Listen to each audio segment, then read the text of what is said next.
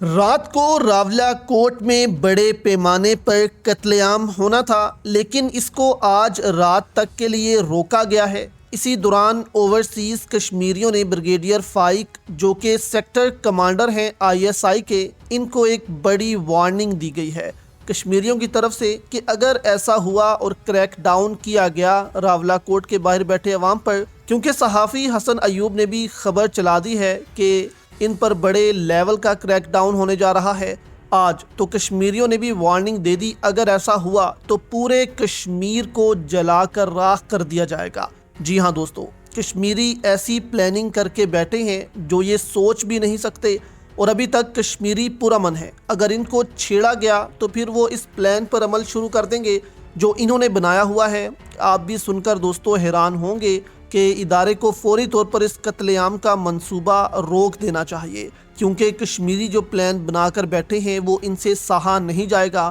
آپ یہ دیکھیں کہ بائکس کل رینجرز والوں کے ہتھے چڑھ گئیں، 4 سے 5 بائکس تھیں لوگوں کی جو کہ کوٹلی سے، میرپور سے راولہ کوٹ تک ان بائکس پر آئے تھے، تو انہوں نے ان کو ہی جلا دیا تاکہ لوگ ان پر سوار ہو کر راولہ کوٹ کی طرف نہ آ جائیں۔ تو یہ دوستو اس وقت رینجرز کر رہی ہے، لوگوں کی املاک جو ہے وہ جلا رہی ہے۔ تو ایک پلان کشمیری عوام نے دوستو بنا لیا ہے فوری طور پر، اگر یہ راولہ کوٹ میں قتل عام کرتے ہیں تو ہم نے یہ کرنا ہے، اور دوسری طرف فوج نے بھی منصوبہ بنا لیا ہے اگر یہ احتجاج ختم نہیں کرتے تو ہم نے پھر یہ کرنا ہے، یعنی کہ دونوں طرف سے کوئی بھی پیچھے ہٹنے کو تیار نہیں ہے۔ اور جب ایسا ہوتا ہے دوستو تو پھر ہمیشہ جب بھی دنیا بھر میں ایسا ہی ہوا ہے کہ پھر بڑے لیول کا قتل عام ہوتا ہے۔ اب فوج نے جو دوستو پلان بنایا ہے وہ یہ آپ تصویریں دیکھ سکتے ہیں جن میں فوجی جو ہیں وہ شٹر اٹھا رہے ہیں، لیکن یہ AI تصویریں ہیں۔ یہ دکھایا گیا ہے کہ اس قسم کی حرکتیں جو ہیں وہ ادارے کر رہے ہیں، رینجرز والے اہلکار جو ہیں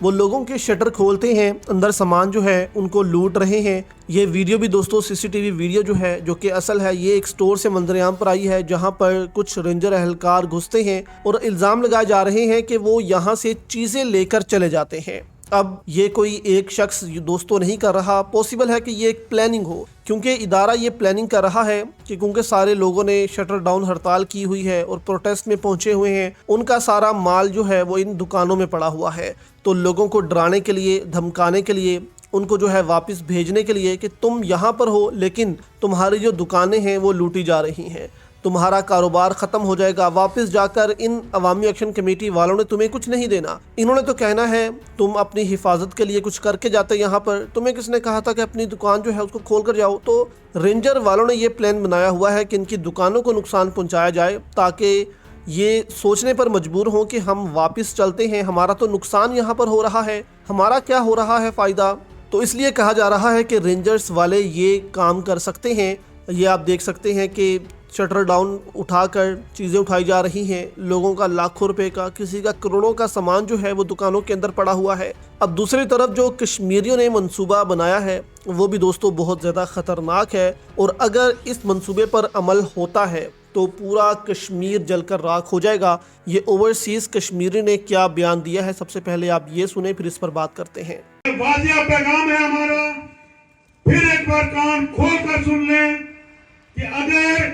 آج رات کو راولہ کوٹ میں کسی بھی قسم کا ظلم و جبر کیا گیا، کل صبح پورے آزاد کشمیر میں کوئی تھانہ نہیں بچے گا، کوئی عدالت نہیں بچے گی، کسی سرکاری املاک کو نہیں چھوڑا جائے گا،